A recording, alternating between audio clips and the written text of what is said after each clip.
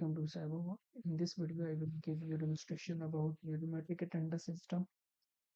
So this system has two parts. One is AI part and other is API part. So API part will manage database and send data to the database for the queries and validate the data.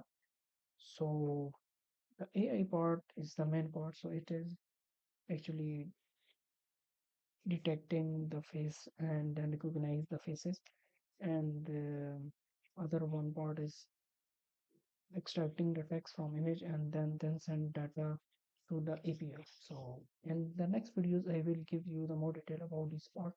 Without any further ado, let's get started.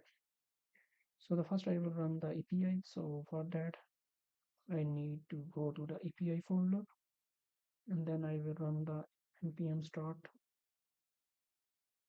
After that I will run the machine learning part. So let's get the, from the main file. So it has the main.py and detection base phase. So right now I am giving you demonstration about the phase, not the text.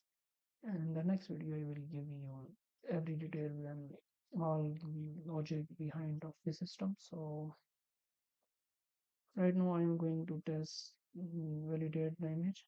So this is a validation folder, and this is all the student have is, mm, create a model. So right now I'm doing this image.